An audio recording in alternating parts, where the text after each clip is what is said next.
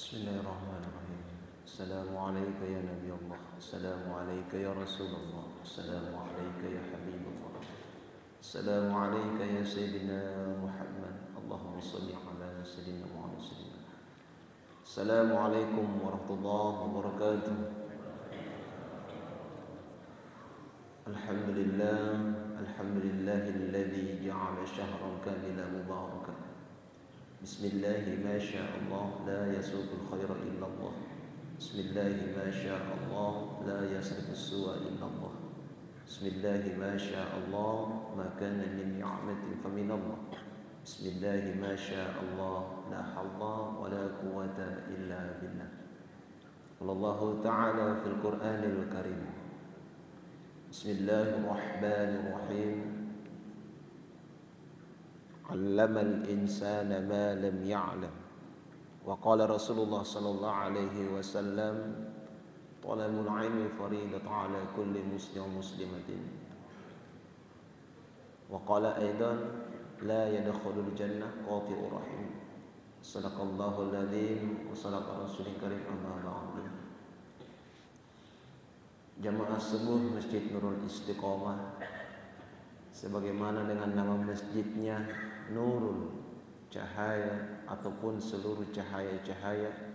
Istiqomah artinya menetap, tidak pernah berubah dengan segala atas yang dia lakukan, bil khusus baik itu berupa ibadah maupun istiqomah dalam memperbaiki tali silaturahim ataupun silaturahmi. Mohon izin kami duduk di depan umat, di depan para jamaah, bukan mau mengajari, tapi kita sharing saja pada subuh hari ini. InsyaAllah kita ceramahnya maksimal sampai jam 6, karena kalau terlalu lama khawatirnya nanti ustaznya buka puasa di pagi hari. Bismillahirrahmanirrahim. Dalam ayat ataupun surah yang paling pertama diturunkan oleh Allah, yaitu surah Al-Alaq. Iqra' bismi rabbikal ladzi khalaq. Kalau dalam asbabun nuzulnya, surah ini diturunkan, kalau berdasarkan Al-Quran itu 3 kali turun. Yang pertama, Al-Quran itu utuh diturunkan 30 juz, 114 surah, 6.666 ayat, di mana di Lauhil Mahfuz. Ayatnya bal huwa Qur'anun fi Lauhil Mahfuz.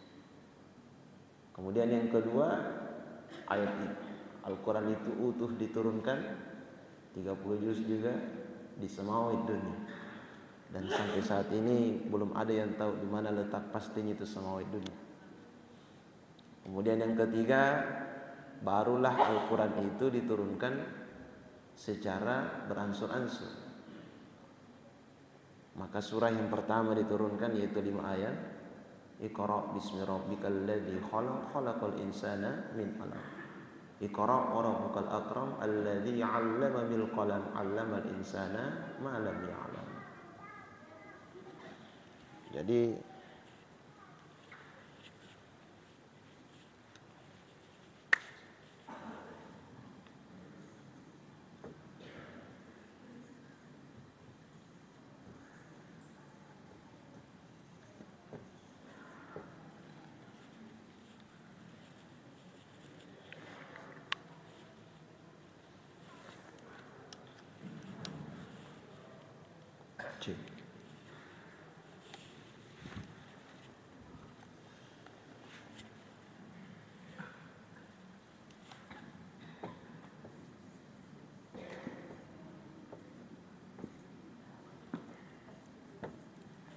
di dalam sejarah, pada saat malaikat Jibril mengajarkan Al-Quran kepada Rasulullah, Iqra' ya Rasulullah, Rasulullah tidak bisa membaca. Kalau dipikir secara bahasa manusia, kenapa bisa seorang Rasulullah yang setiap harinya berbahasa Arab Tapi kenapa di saat Al-Quran yang diturunkan dalam bahasa Arab, Rasulullah tidak bisa membacanya? Dan itu bukan satu kali saja. Nanti ketiga kalinya baru Rasulullah bisa mengucapkan Iqra Bismi rabbikal ladzi khalaq. Apa maknanya? Salah satu maknanya para ahli mufassir mengatakan, jangan pernah merasa pintar, tapi pintarlah untuk merasa. Saya mengingat perkataannya almarhum Al-Mukarram Adekuruta Sanusi Bajo LCMA. Beliau mengatakan, khususnya di Makassar, mega macah, banyak sekali orang pintar di Makassar, tapi yang sulit dicari orang yang berakhlak. Maka inilah yang harus kita perdalam. Bayangkan seorang Rasulullah, hari-harinya bahasa Arab, giliran diturunkan Al-Quran, Rasulullah tidak bisa langsung membacanya. Kenapa? Itu bermakna yang tersirat. Bagaimanapun ilmu tak, setinggi apapun ilmu tak, jangan pernah merasa melebihi ilmu tak dari orang lain. Maka ilmu tanpa adab, tanpa akhlak, itu tidak ada gunanya. Makanya Rasulullah bersabda,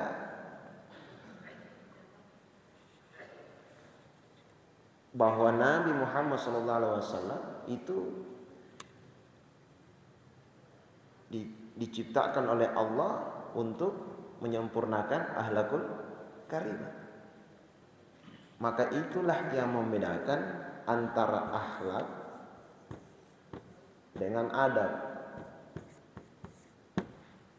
Kalau adab, orang yang sekolah mulai dari TK, terus S1, S2, S3, S cair,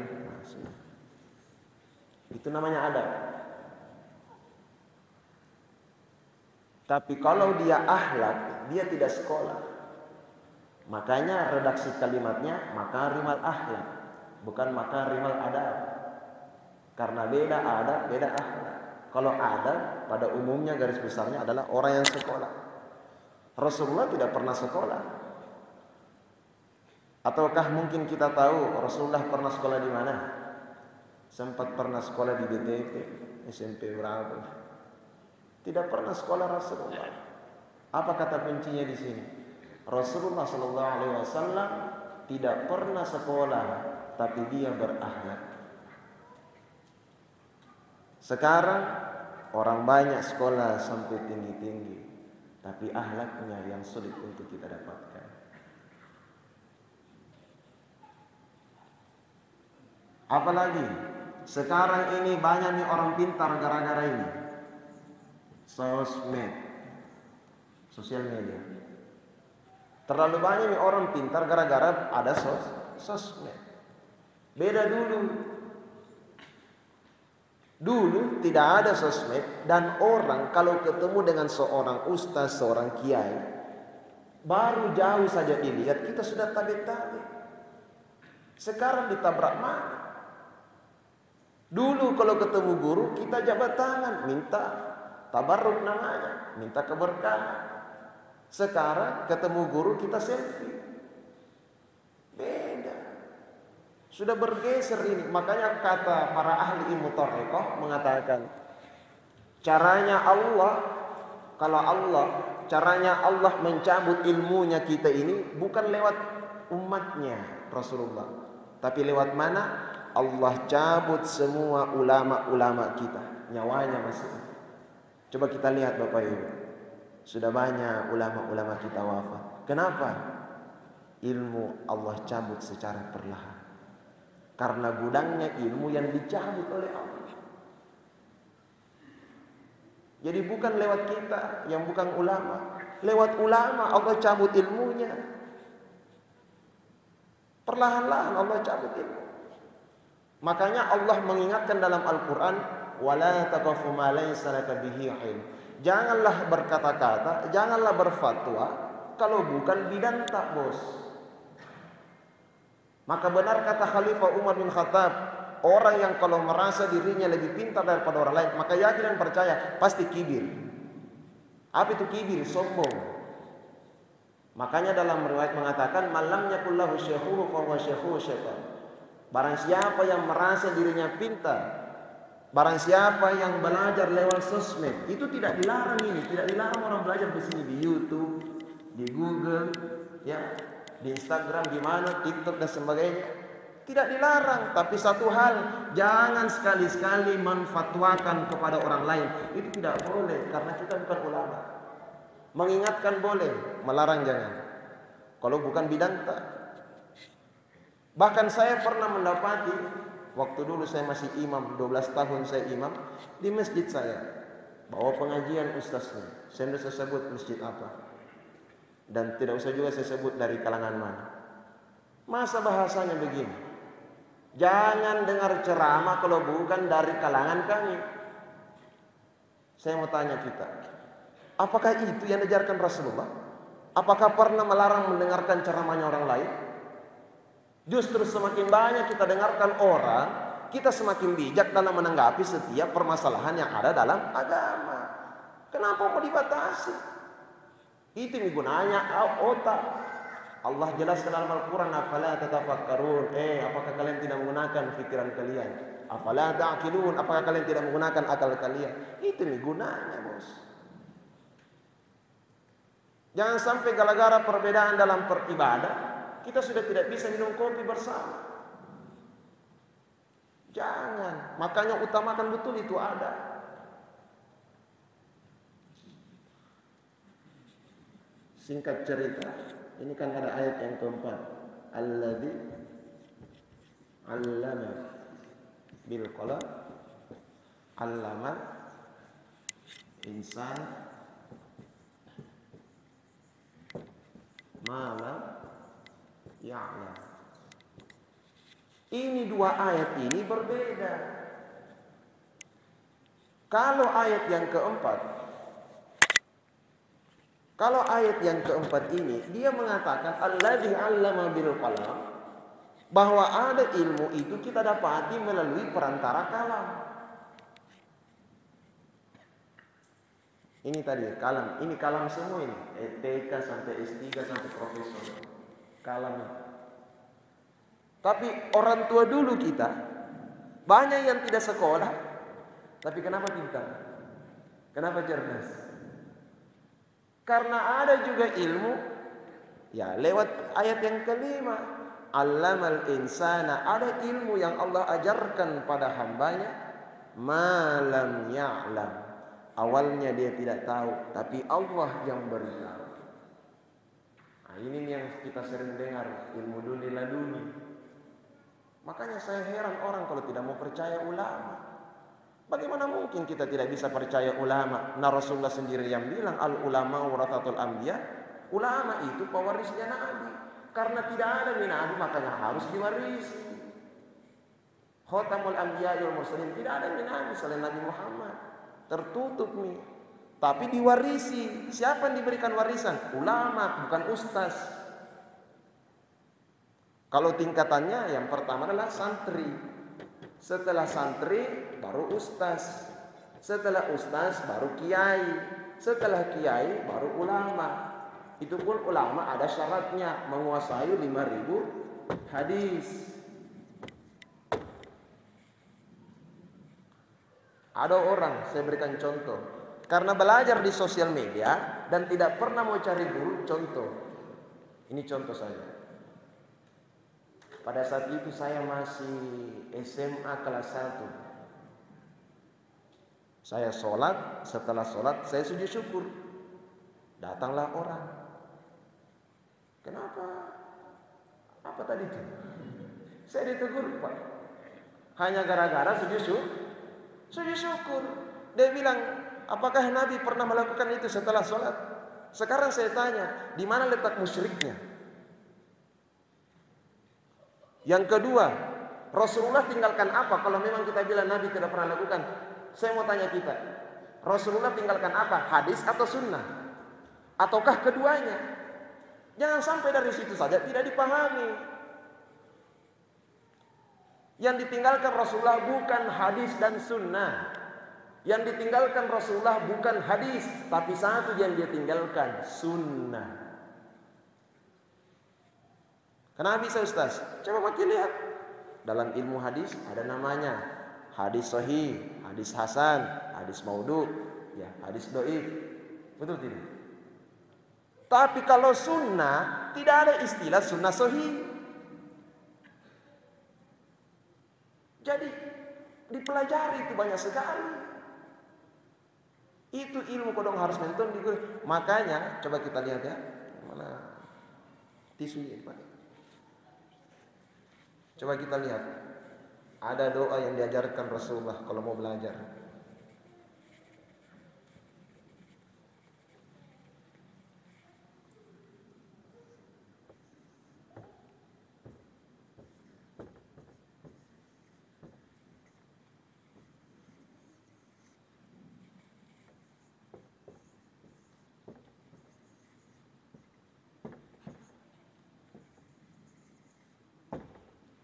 Rabbi zidni ilman warzuqni fahman. Ini doa semua orang hafal. Tapi coba tafsirkan. Paham enggak? Coba kita lihat redaksi doanya ya. Kalimat pertamanya mengatakan Rabbi zidni ilman. Ya Allah, tambahkanlah ilmuku. Berbicara ilmu itu semua bisa menambah wawasannya orang, bisa menambah ilmunya orang. Tapi kalau berbicara pemahaman, itu tergantung rezeki kita. Allah kasih kita pemahaman atau tidak. Andaikan maunya gini. Kalau berbicara maunya, Rabbi zidni ilman, maunya dibawanya ambil lagi ini wa zidni fahman, maunya begitu. Tapi kan tidak. Doa yang diajarkan Rasulullah berubah kalimat keduanya, warzuqni fahman. Berarti pemahaman itu adalah orang-orang yang tertentu diberikan pemahaman karena itu memang rezekinya. Coba ulama yang kita sebut Ustaz Adi Hidayat diberikan kelebihan tak? Karena rezekinya memang begitu. Ada orang mau meniru beliau, ya tidak bisa. Karena memang bukan rezeki kita. Ada memang itu manusia-manusia, hambanya Allah diberikan pilihan. Supaya kita belajar. Ada orang hafiz Quran. Tidak semua itu yang masuk di pesantren, biar pesantren tahfizul Quran. Tidak semua itu pasti semua 30 juz, tidak semua. Pasti ada yang 20 ji, ada yang 25, ada yang 10, ada yang 5. Tapi ingat, sebenarnya yang dibilang hafiz Quran bukan 30 juznya. Biar ibu-ibu ya, ibu biar yang kita hafal hanya trikul andalanta, kul. Biar hanya itu yang kita hafal selama kita istiqomah ya, istiqomah dengan semua ayat-ayat suci Al-Quran yang kita hafal, kemudian kita amalkan berdasarkan isi kandungannya, itulah yang namanya hafizul Quran. Hafiz Quran itu menjaga, memelihara, melindungi. Jadi orang-orang pilihan memang ini yang diberikan pemahaman. Kalau ilmu, ya dari mana saja pasti bertambah ilmu kan. Tapi kalau paham, belum tentu. Saya berikan contoh.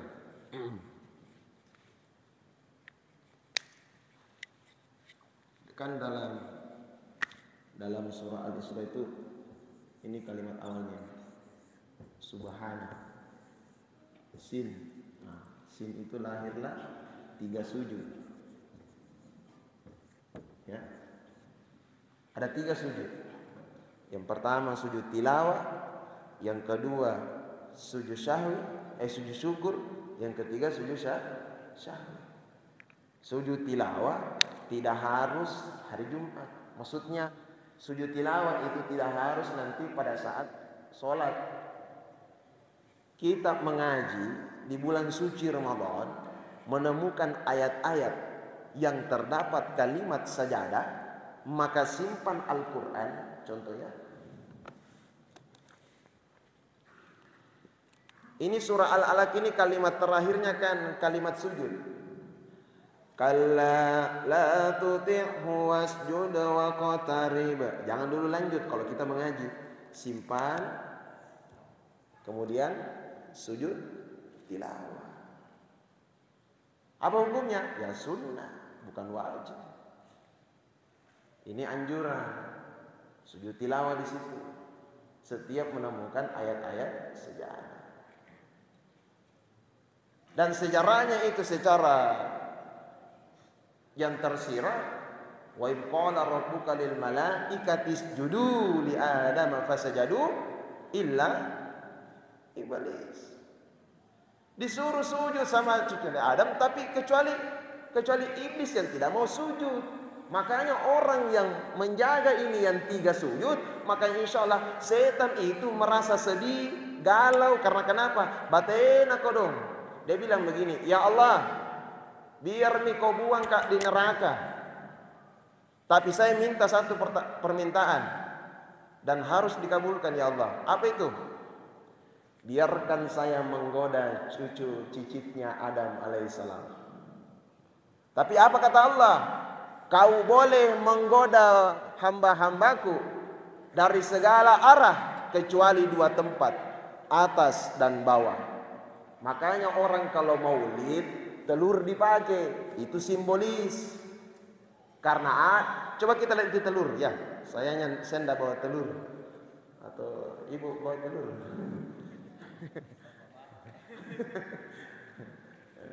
Telur na bapak. Coba mana bagus itu. Ini telur. Ini telur Pak. Kalau kita pegang dari mana saja, mau kiri, mau kan, barat, utara, selatan, timur, pasti pecah Pak. Tapi coba dari sisi atas dan bawah. Panjang dulu ini. Panjang dulu telur. Ya coba.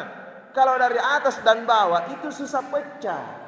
Tapi bukan berarti tidak pecah. Susah untuk pecah. Apa maknanya? Ini maksudnya tadi. Kau boleh goda hambaku kecuali 2 tempat. Atas dan bawah. Atas itu apa? Berdoa. Bawah itu apa? Orang yang sujud di hadapan Allah.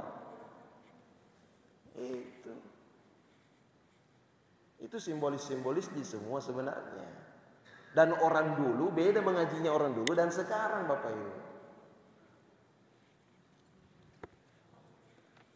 Itu kalau sujud tilawah. Kemudian kalau sujud syukur itu kapan saja. Yang tidak boleh sementara sholat kemudian kita sujud syukur, kan tidak ada minton diajarkan. Setiap habis sholat mau ke sujud syukur, silakan, bagus malah. Kenapa? Bentuk rasa syukur kita sama Allah. Karena doa itu tidak harus angkat tangan, sujud tak itu juga doa. Di motor juga, subhanallah, bentuk sujud tak juga itu. Sajadah, makanya sajadah masjid dari sajadah tempat sujud. Kalau musalla tempat sholat. Masjid tempat sujud sama. Kalau dia sujud sujud syukur, nah itu yang biasa. Kalau ini tidak lama PSM mau main ini ya, sujud syukur kalau menang. 1 kali menang, selesai ini persoalan. Yang ketiga, kamu jam 6 ternyata. Yang ketiga, sujud syahwi. Ini yang saya maksud. Kenapa saya berawal dari ilmu? Karena sebenarnya orang yang beribadah harus paham juga ilmunya. Contoh, boleh 1 orang ke depan untuk jadi imam atau kita? Sini. Tidak ikhlas nih. Ikhlas saya. Puasa juga. Sini Ki. Ini kan imam. Salat apa bagus ini? Salat duhur di taliwatong kalau salat subuh ya. Masa salat subuh 1 rakaat atau 2? Taliwatong kalau salat subuh juga nak lupa rakaatnya. Ini anggap salat yang 4 apa? Salat duhur. Nah, coba sujud. Ya tahan, namanya juga praktek. Perhatikan sini ya semua. Tapi mohon maaf, saya tidak ajari ini, kita sharing saja. Ini contoh kasus dari yang saya bahas. Salah satu contoh kasus. Yang kita tidur. Sujud. Allahu Akbar. Anggaplah ini tadi sudah rakaat kedua. Dan ini imam, nah lupa kita tahiyat awal. Nah coba berdiri. Mana suara Pak Imam? Allah. Ulang. Nah, bangkit. Allah. Saya makmum. Tuh, ulang. Ya. Ini rakaat kedua sebenarnya tahiyat. Tapi dia lupa. Nah, coba bangkit. Subhanallah. Tunggu, praktek ini praktek. Bukan subhanallah tuh. Coba. Kita berhenti begini. Nah? Oke, ulang. Bangkit. Allah. Subhanallah. Nah, kalau posisinya masih setengah, cek ya. Kalau posisinya masih, kalau tahan. Udah sakit. Kalau posisinya masih setengah seperti ini, maka boleh kembali. Nah, tahiyat. Kenapa mau sujud? Beda lagi kalau begini. Paham dulu sampai sini ya. Sebentar saya jelaskan. Sujud dulu. Sampainya berdiri nanti nah. Ayo Allah. Subhanallah. Sebenarnya kalau dalam kaidah usul fikih, kalau imam sudah tegak lurus begini, maka tidak boleh lagi kembali, bos. Ini yang terjadi di masjid-masjid, imamnya salah begini, makmumnya juga tidak paham. Subhanallah. Dan maunya yang mengatakan subhanallah bukan semua jamaah yang di belakang imam. Makanya itu di belakang imam tidak boleh sembarang, harus yang paham. Betul tidak? Ini yang sering terjadi Bapak Ibu. Batena teriak, subhanallah. Itu kami cara. Sekarang bagaimana kalau misalkan akhirnya karena makmum tidak paham, imamnya juga sendiri begini. Iya, pasti kembali itu. Karena sendiri. Iya. Tapi kalau orang paham maka semua harus berdiri meskipun tidak tahiyat awal. Namanya juga lupa. Itu nih fungsinya sujud syahwi. La yanamu wa la yasu, itu doanya. Tapi ada imam balisi. Saya yang imam, kita yang makmum. Bilang terus di subhanallah nah. Contoh ini. Contoh kasus lagi. Allah, mana subhanallah? Sudah. Ulang. Allah. Cepat. Kalau setengah kembali ke iya. Kita jelas mana kalau saya sudah berdiri lurus, nah, ayo.